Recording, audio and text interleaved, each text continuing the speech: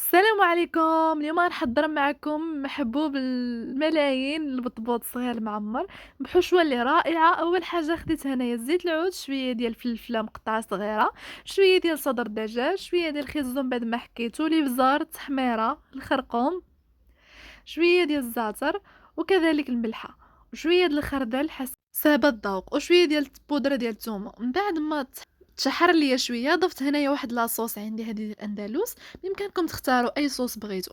خديت أنا البطبيطة ديالي الصغيورة، درت فيها شوية د الخس وديك الحشوة، جربوهم راه كيجيو لذاذ الفطور ديال اليوم إن شاء الله وبالصحة والراحة. بإمكانكم بلاصة الدجاج ديروا الطون أو الكفتة ديال اللحم اللي بغيتو حسب الذوق وبالصحة والراحة.